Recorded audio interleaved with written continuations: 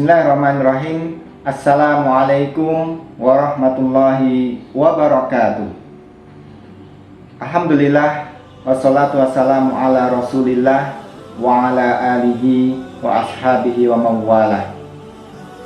Sahabat yang dimuliakan Allah subhanahu wa ta'ala, dalam prophetic teaching, bagaimana Rasulullah sallallahu alaihi wasallam mendidik generasi idaman, yaitu para sahabat, itu mengajarkan teknik-teknik yang sangat mulia sekali, yang mana kalau ini kita terapkan dalam rangka kita mengikuti sunnah Nabi Muhammad SAW, maka mudah-mudahan kita mendapatkan pahala dari menerapkan sunnah-sunnah beliau. Adalah Nabi Muhammad SAW itu memilih istilah, menggunakan bahasa verbal, bahasa lisan yang paling halus, atau dimungkinkan punya diksi yang paling halus untuk menyebut suatu perbuatan yang tercela ataupun perbuatan yang keji. Kita mengetahui bahwasanya Nabi Muhammad SAW itu adalah sosok yang sangat mulia. Beliau adalah orang yang pemalu. Sifat malunya bahkan digambarkan melebihi daripada gadis yang dipingit di dalam biliknya. Dan kemudian sifat-sifat ini tercermin di dalam lisan dan perilaku beliau. Oleh karena itu, dalam mengajar sekalipun, beliau kemudian melakukan diksi, memilih kalimat-kalimat yang lembut dan halus. Imam Bukhari rahimahullah ta'ala meriwayatkan dari Abdullah bin Amr. Beliau berkata, Nabi sallallahu alaihi wasallam bukanlah orang yang memiliki perangai suka berkata kotor, atau orang yang membiasakan dirinya berkata-kata kotor. Oleh karena itu, coba kita buka kembali lembaran-lembaran hadis, lembaran sejarah kisah yang sahih dari beliau, bagaimana beliau menggunakan atau kemudian mempraktekkan hal ini, yaitu menggunakan tutur bahasa yang halus. Imam Bukhari rahimahullah ta'ala ketika menjelaskan hadis dari Abu Hurairah radhiyallahu taala anhu, ketika Nabi Muhammad sallallahu alaihi wasallam menjelaskan kisah tentang Jurej, kisah yang mungkin masyhur ini, maka Rasulullah menggunakan tutur bahasa yang paling halus. Bukhari meriwayatkan dari Abu Hurairah bahwasanya Nabi Muhammad sallallahu alaihi wasallam bersabda, hanya ada 3 orang yang dapat berbicara ketika masih bayi. Salah satunya adalah Isa bin Maryam alaihi salam. Lalu pada masa Bani Israel terdapat seorang laki-laki bernama Jurej. Ketika dia sedang sholat, ibunya mendatanginya lalu memanggilnya. Jurej bertanya dalam hati, haruskah aku memenuhi panggilannya ataukah aku tetap melanjutkan sholat? Maka ibunya marah dan berkata, ya Allah, janganlah engkau mematikannya sebelum engkau memperlihatkan kepadanya wajah wanita-wanita pezina. Ketika Jurej sedang berada di dalam tempat ibadahnya, tiba-tiba muncul seorang wanita dan mengajaknya berbicara. Namun Jurej menolak ajakannya, lalu wanita itu mendatangi seorang penggembala dan menyerahkan dirinya untuk dizinai pengembala tersebut. Setelah itu dia melahirkan seorang bayi. Lalu si wanita pezina ini berkata, ini adalah anak Jurej. Maka kaum Jurej mendatanginya lalu menghancurkan tempat ibadahnya. Mereka menurunkannya dan mencelanya. Lalu Jurej berwudu dan sholat, kemudian mendatangi bayi tersebut dan bertanya, siapa ayahmu, hai bayi? Bayi itu kemudian tiba-tiba menjawab, seorang penggembala. Kaumnya berkata, kami akan membangun kembali tempat ibadahmu dengan emas. Jurej berkata, tidak, cukup dengan tanah saja.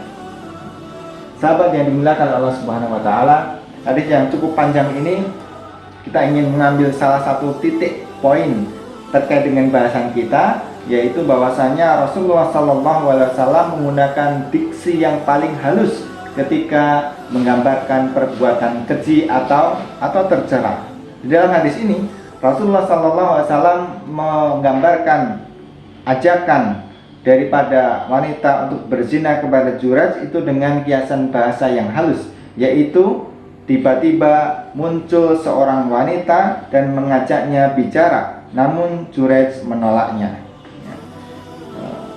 Ibnu Abjamrah menjelaskan hadis ini mengajarkan salah satu etika yang disunahkan, yaitu mengungkapkan perkara-perkara kotor dengan bahasa kiasan.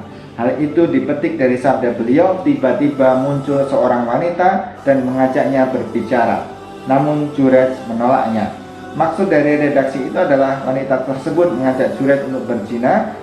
Hanya saja Nabi SAW menggunakan tutur bahasa kiasan dan mengajaknya bicara.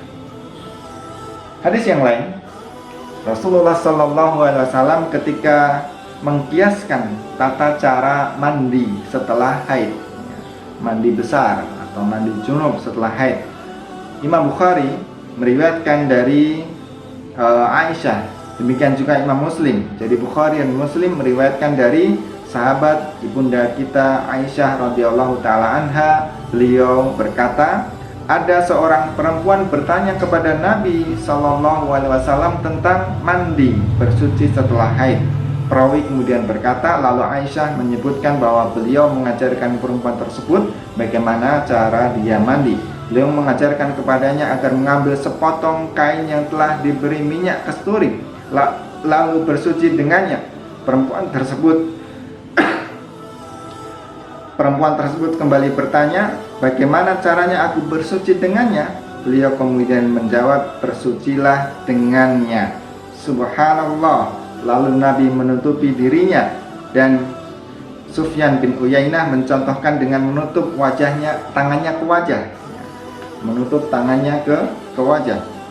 Perawi berkata, Aisyah radhiyallahu taala anha berkata, aku menarik perempuan itu dan aku faham apa yang dimaksud oleh Nabi Muhammad SAW. Lalu kukatakan kepadanya, iringilah, bersihkanlah bekas darah itu dengannya.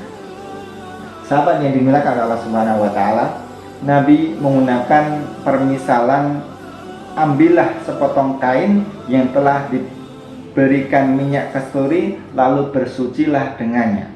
Al-Hafidz Ibnu Hajar menjelaskan, hadis ini menganjurkan pemakaian bahasa kiasan untuk menyebutkan segala sesuatu yang berhubungan dengan aurat. Dianjurkan pula di dalamnya penggunaan simbol atau isyarat untuk mengungkapkan hal-hal yang tidak pantas diucapkan secara verbal.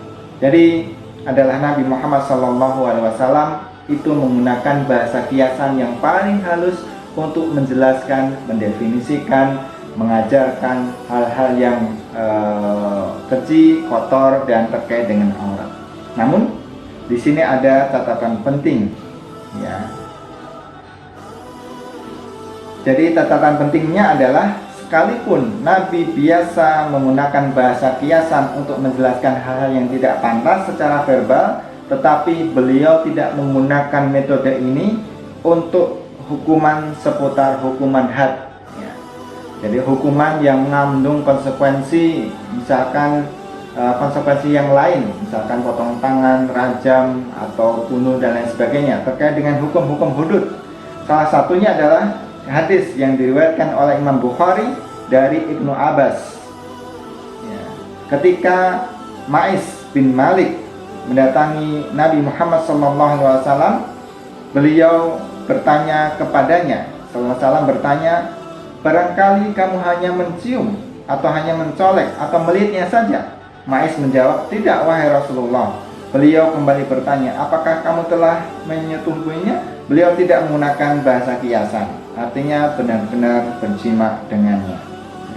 Al-Aini berkata, perkataan beliau tidak menggunakan bahasa kiasan artinya Nabi memperjelas pertanyaannya dengan selain lafaz ini, yaitu benar-benar sampai dipastikan bahwasanya perbuatan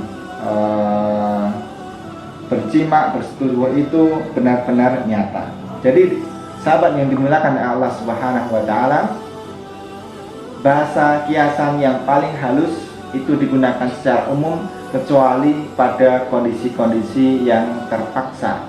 Salah satu diantaranya ketika kemudian memutuskan suatu perkara hudud, maka kemudian harus benar-benar tergambar jelas apa yang telah terjadi, apa yang telah berlaku, dan kemudian bisa dipastikan hukumnya secara pasti. Tetapi kalau kemudian hal yang umum, misalkan kita di kelas, kita kemudian menjelaskan tentang fenomena alam, kita menjelaskan tentang biologi, kita menjelaskan tentang bagaimana anatomi, bagaimana perilaku manusia, bagaimana perbuatan baik dan buruk, maka itu bisa menggunakan bahasa kiasan yang paling halus. Dan halusnya bahasa itu mencerminkan akhlak pemiliknya. Wallahu ta'ala alam. Subhanakallahumma wa bihamdika asyhadu an la ilaha illa anta astaghfiruka wa atubu ilaik.